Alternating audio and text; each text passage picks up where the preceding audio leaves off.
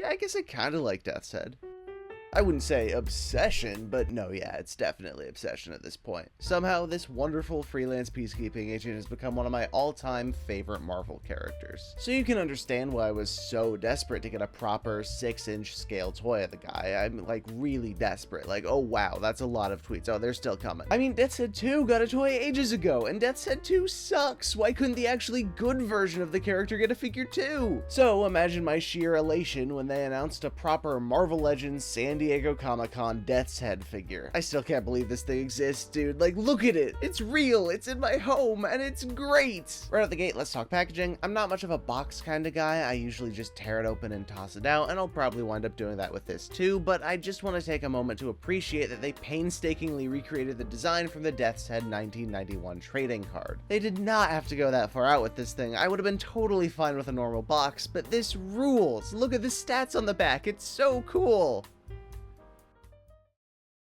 Okay, that's enough fawning over cardboard, let's get to the good stuff. So I should probably clarify ahead of time, I'm not exactly a Marvel Legends expert here. My forte tends to be Transformers, not more traditional action figure stuff. I got a few over the years, but I'm still pretty new to the whole thing, and most of the ones I have now I really only got because of Death's Head, so forgive me if I retread on tired ground during this video. That being said, let's actually talk about the Mechanoid. Starting off, oh my god. Oh my god, I'm genuinely floored, dude. The colors, the stature, the details, they literally ripped the character right off the page and brought him into the third dimension. It's nuts. I'm enamored. I'm in love. The proportions are pretty much perfect. He's properly massive and fully jacked, just like he should be. Why is a robot buff? Who cares? It rules. Shut up. He feels right about the correct build. He's not a massive guy like the Hulk, but he's also way bigger and beefier than a standard Marvel Legends toy. He's not the big guy, but he's still a big guy, you know? And those proportions get even better with that stellar sculpt work. Those classically comic booky panel lines on the arms and legs are perfect, and that's just the start. I love the texture on the shoulder pads and hip skirts. It's like a really heavy metallic blue leather, and it's made even better by that battle damage, which just looks amazing. The massive boots and gauntlets are great too, and they even have the ankle spikes. The fabric texture stretching across the chest looks nice, but if you really want to talk about fabric texture, take a look at the cape. Now that's texture. I adore the very realistic wrinkles and folds in the fabric, and the actual stitching is pretty exceptional. In fact, I kind of wonder if it's too much detail. At this scale, it almost looks closer to like burlap or canvas than a heavier cloth, and given how much Death's Head cares about his cape, I don't know if he'd let that fly. Of course, the real star of the show is that head sculpt, which is just absolutely immaculate. The tusks and horns are just about how long I like them, the mouth plate is properly angry, and honestly, I'm a little surprised at how obvious the Nick Roach influence is.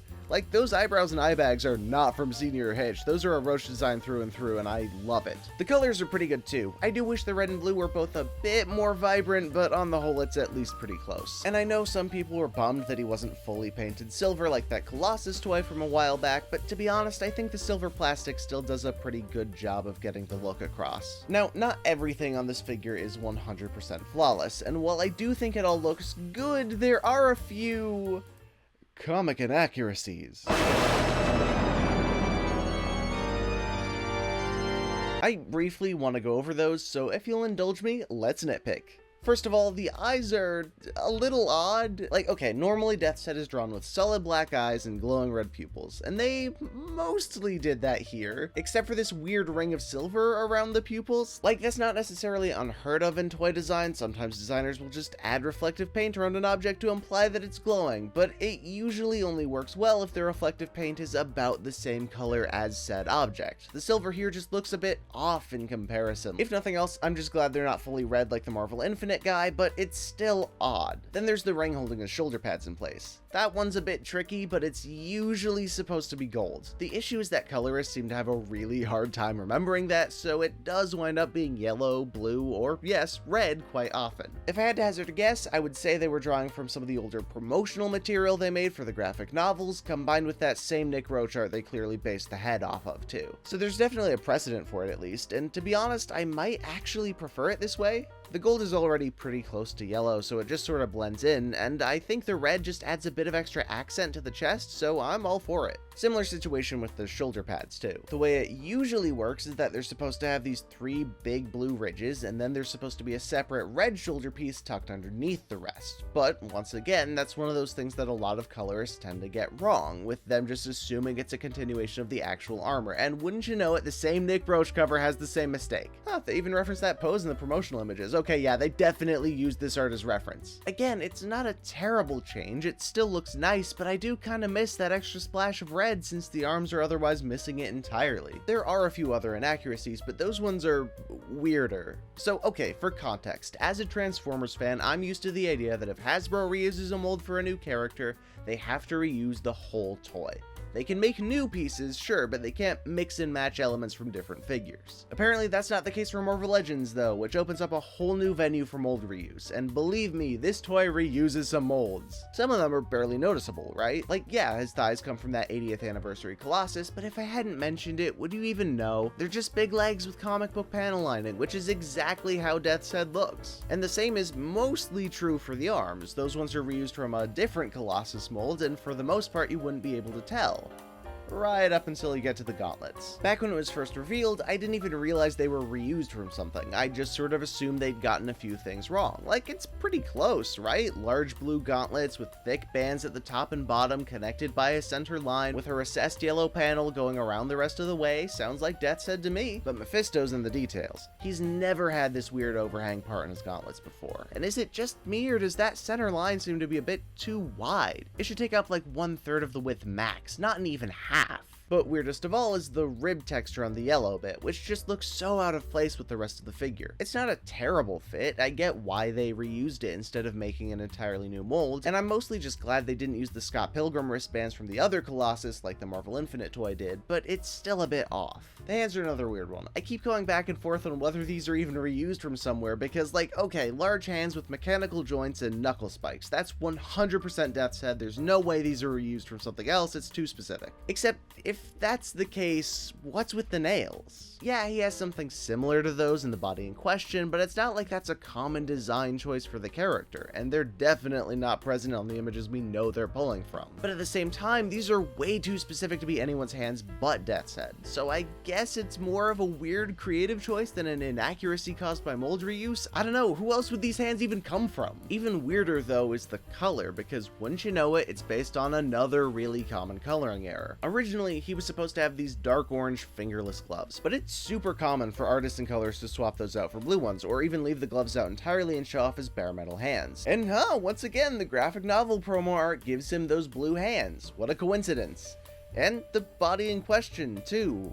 Maybe they really were pulling from that. Honestly though, I kinda prefer this change. That was pretty much the only dark orange on the entire design. It looked so out of place, so I really don't mind them matching up more with the boots. Of course, this last one is probably the most annoying reuse, if only because it was a huge missed opportunity. Because the largest reused mold is definitely the torso, pulled straight from that same 80th anniversary Colossus. And at first glance, yeah, it definitely works. Yellow skin tight suit, showing off a lot of metal skin underneath, sure, that's all well and good. The caveat is that in the comics, Death's Head doesn't usually have this sideless tank top look. Instead, his shirt of choice is a crop top. Yeah, he's technically used this look a few times in the past, but only either with a radically different design that they definitely weren't pulling from, or that same promotional art I keep talking about, only one of which gave him this look so it could appear on the box for the Marvel Infinite toy, which did the exact same thing of reusing a Colossus torso. I think my biggest gripe is that making a new mold for the crop top would have given them an opportunity to add some more articulation, like a diaphragm joint or butterfly joints. At least they did remold this overlay piece for the upper torso to give him the whiter color, but I still wish they would have gone all out with it. I don't know, it's weird, and part of me feels like at least some of these should have been addressed given the price. We'll get to it, I promise, but part of me feels like, yeah, if they could only make so many new molds, these were definitely ones that needed to be changed the least. All of the mold reuses are at least close enough to where it doesn't really matter. I've really only talked about it this much because I'm an obsessive perfectionist and an even more obsessive Death's Head fan. Even with a few nitpicky mistakes though, this thing is still borderline flawless. It still looks stunning all the way through, and it's genuinely so cool to see him brought to life like this. Of course, he looks even better next to other characters, so how exactly does he scale with everyone else? Well, big surprise, the Marvel Legends toy scales really well with other Marvel Legends toys. Here he is next to a few characters he's met over the years, like The Thing, Hulk, She-Hulk, Iron Man 2020, Darkhawk, Superior Spider-Man, Nova, even though that probably wasn't the same Death's Head, we'll get to it someday. And yes, Death's Head 2. I got him for this video. I'm not proud of it, and I'm not especially happy that he's in my house, but my grudge is definitely softened a bit now that he's not the only Marvel Legends Death's Head figure. The thing is, this is Death's Head we're talking about here. The guy is notorious for his connections to other franchises. Heck, I've seen more Transformers fans get excited for this thing than Marvel fans, so that begs the question, how does he compare to the Generations stuff? Pretty well, to be honest. Here he is next to Rodimus Prime and Galvatron, which scales pretty okay, honestly. He might be a bit too tall, but if you look at the cover of Transformers 120, it definitely looks like he's at least a tad bigger than Galvatron. It's hard to say because they're all kneeling, but it's at least close enough for it to not be a big problem for me. And what kind of review would this be without also showing him off next to the two targets that got away, Scourge and Cyclonus? Jungheap was on that one cover, so screw it, here he is too. Here's a blur for good measure. He was one of the Autobots that traveled back in time to stop him, so he technically counts. And Bumblebee, I guess? That's a little weird. I don't really know why. Oh god. Oh no, wait, hang on. Oh god, no. Unfortunately, the toy line that makes for, I guess, trickier scaling is Doctor Who. Because while there are Doctor Who action figures, there aren't any in the same 1/12 6-inch scale as Marvel Legends. The closest we get is the 5.5-inch scale line, which, yeah, you can kind of tell it's not a perfect match. It's not as obvious here, mostly because McCoy is on the shorter side anyways, and Death's Head is taller than the average Marvel Legends guy too, but just maybe don't put most of your other Doctor Who and Marvel Legends stuff right next to each other. And just for good measure, here he is next to Marvel Infinite Series Death's Head and HeroClix Death's Head. So overall, this thing looks great. Sure, I may have spent, oh wow, quite a long time nitpicking some inaccuracies, but even those can't take away from the sheer vibrancy, style, detail, and presence of the figure. He looks stellar on his own, even better with some friends, and better still once you get some articulation on the go. He has a ball joint at the head, which allows for a full rotation and the tiniest bit of tilt, a hinge in the neck that allows him to look super far up and down, full rotation at the shoulder, which you'd think would be blocked by these massive shoulder pads, and they kind of are, but between the pads not being attached to the front of the torso and the more rubbery material used to make them, they don't really get in the way all that much. Arm moves out that far, bicep swivel, hinge at the elbow, which I do kind of wish was a double bend, but it's fine. Wrist swivel, which depending on the hand can either tilt up and down or fold inwards, pretty deep ab crunch forward and back. Waist swivel, leg can kick up, out, and back. Oh wow, not back at all. The side skirts do get in the way a bit, but again, being made out of a more flexible material helps a ton in that regard. Thigh swivel, double hinge at the knee, hell yeah. Boot swivel, the foot can tilt up and down, and there's an ankle pivot. On the whole, articulation's pretty good. Definitely serviceable for a bulkier character like Death's Head, at least. There are some areas that could be improved, like the elbows, and again, if they'd remolded the torso, we could have gotten butterfly and diaphragm joints, but this definitely isn't bad by any means. If anything, my biggest problems with the articulation have less to do with Death's Head himself and more to do with Marvel Legends as a whole. Okay, this is the part of the video where I need to remind folks that I'm mostly coming at this as a Transformers collector with a whole lot less experience with Marvel Legends stuff. I say this because the way the articulation works on these toys definitely threw me off guard. The first issue I noticed is just how flexible the joints are. Like, they're pretty much all made of this more rubbery material similar to the shoulder pads or side skirt, which honestly doesn't feel great. It winds up feeling like I'm able to push a pose further than I actually can just for it to spring back into place. Plus, there's the concern that they can get pretty warped, similar to old Tony here, or super rubbery like Wade. I don't want him to wind up like that. I appreciate the extra clearance it allows for, and the flexibility definitely has its benefits, but it just doesn't feel as good as the sturdy, hard plastic joints I'm used to on Transformers toys. The other issue, though, is the ratchet joints. For context, most joints on toys are usually comprised of two pieces connected in one of a few different ways, with the fit being snug enough that friction allows for the joint to hold a pose. Ratchet joints, on the other hand, up the ante by adding small notches in one piece and a small raised edge in the other. This allows joints to lock in a bit more securely in place, but at the expense of smaller movements, since your options pretty much just become limited to wherever the notches can click into place with the raised edge. Now, because of their more limiting nature, Transformers toys really only tend to use these if either a piece needs to lock in at a specific angle, or if a joint needs to support a lot of additional weight. It's why you'll see toys like Rodimus, Ultra Magnus, or Shockwave have ratchets in the hips or knees, while pretty much zero deluxe class toys have them. And even the big guys pretty much only ever have them where absolutely necessary, because again, the extra stability comes at the cost of more limited movement. There's absolutely no point in adding a ratchet joint to something like a neck hinge or a wrist swivel, since those elements don't really need to worry as much about supporting heavier weights. So why then do Marvel Legends toys use so many ratchet joints? It's pretty much everything. Ankles, knees, elbows, ab crunch, even stuff like the neck or wrists. Why? To what end? And to make matters worse, they're not even good ratchet joints. The notches are spread out so much that most joints can only click in at like at most 3 or 4 different positions. And sure, they're spaced out to where they can try and settle between the ratchets, but if you're even just barely too close to one of them, it'll snap straight there. And the ones on Death's Head are frustratingly super tight too, which makes me even more worried about how rubbery the joints are, because it feels even more inevitable that I'm gonna wind up warping them just by playing with the thing. The only ratchets that aren't super tight are ironically the ankles, which have to support the most weight, meaning they're super prone to tipping over if you set them down. Again, I'm new to the Marvel Legends stuff. I'm sure this discussion's been had and resolved. Sorry for digging it up, but I cannot wrap my head around it. It's not the end of the world, but it is still such a baffling design choice for seemingly no reason. Even with these issues, though, the articulation is still pretty great. I've had a ton of fun messing around with this guy, and it's pretty impressive just how many crazy poses you can get him in. And those poses get even crazier with some accessories on the go. First off, in the hand department, he comes with 2 fists, a right outstretched hand, and a left accessory grabbing hand. But this is Death's Head, dang it, he doesn't grab his weapons! So instead, all 3 of them have the same sort of peg used for the hands, meaning you can plug them into the arms. They're all molded in this really nice gunmetal, which adds a bit of much needed separation from the silver in his body. He comes with a battle axe, which looks great and super comic accurate, but I wish the handle was a bit longer because, as is, the blade does bump into his wrist. It's also the most rubbery of the 3, meaning it's a bit more annoying to pull out or plug in than the others, but not by much. The mace is stunning, ridiculously spiky and super dynamic. Spikes are a little warped on my copy, but don't let that fool you. The thing is still plenty sharp. Ow. And he also comes with a missile.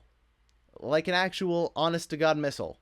Most of the time, it's just an extra thing stashed on his back, but he does use it in issue 6 of the original Furman run. Personally, I probably would have preferred the minigun since he uses it quite a bit more, but this still isn't a bad choice by any means. It's also worth noting that, once again, this design for the missile is more specifically based on that same Nick Roach cover, and at this point, I honestly kind of respect it, because hell yeah, that cover rules. Put Nick Roach on an ongoing Death's Head comic, Marvel. The final accessory is the shield, which looks really good. I love the sculpted in battle damage, the colors are great, it's about the right size, it's good. It has this Lego-esque bar system on the back that allows him to hold it in a few different ways, which is a neat idea, but the way it's designed actually makes it pretty difficult to hold like an actual shield. Obviously, the main appeal here is plugging all 3 of the weapons into these clips, then stashing the shield in his back to complete the silhouette. And I gotta say, wow, that really sells this thing as Death's Head. If I wasn't already in love with it, I'd be absolutely smitten now. All this to say, Marvel Legends Death's Head is a great toy. Yeah, it has some issues, but as a massive Death's Head fan, I've gotta say, I'm perfectly happy with it.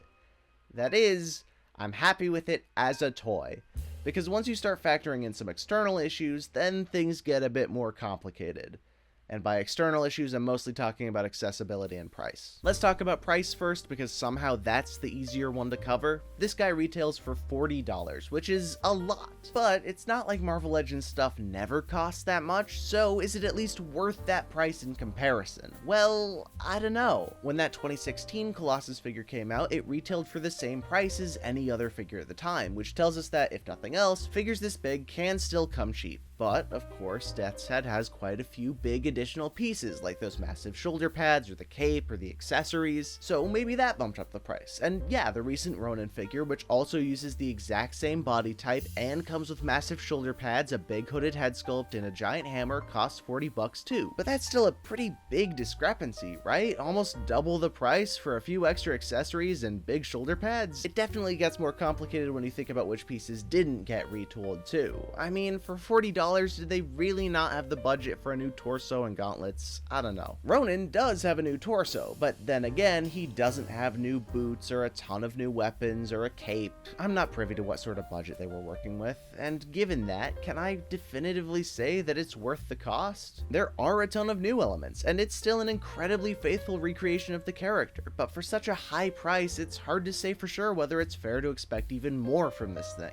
Look, I'm probably the worst guy to ask about the value of this toy. I'm weak, I would have bought it even if they'd charged $60. I'm too easily pleased and too happy that they're even doing Death's Head to care about the cost, but on a more logical standpoint, I'm really not sure how worth it this is gonna be for most people. If you really like the character, then hell yeah, it's almost definitely worth the price for you. You've probably already picked one up anyways. But I don't know if that applies to anyone that isn't already a fan. I really don't. And that brings us to the other major issue with this thing. Its accessibility. When this toy was first announced, it really seemed like it was just going to be fully exclusive to San Diego Comic-Con, with Hasbro pretty much just tossing whatever minor quantity they had left onto Pulse after the fact. Which, as someone that couldn't afford to go to SDCC, sucks. And that's ignoring the fact that most Death's Head fans are, you know, British, as in way too far from the con to make it over there. Fortunately, it turns out it was just an SDCC early release, with the toy getting a proper release through the fan channel afterwards. This means that it dropped on pretty much all major online retailers and some comic shops, but wasn't released through major stores like Target, Walmart, or Amazon, which is fine mostly. If you want this figure, you have plenty of options online to get it from. Heck, as of recording this video, it's still readily available pretty much everywhere. If you're a fan of this character, you can absolutely go online and pick one up right now. But that's kind of my biggest complaint for this release. If you're not already keeping up with Marvel Legends or Death's Head news, if you're not actively paying attention to online goings-on, you're probably not gonna know this thing exists. Which sucks, because it really limits the reach this toy has for potential fans. Like, okay, as someone that's been reading comics for as long as I've been reading, there are still times where I either won't hear about a character or at least won't have an interest in them until I see some new action figure and think, wow, this guy's cool, what's their deal? It happened with Red Tornado when I was 6, and it happened with Smallfoot like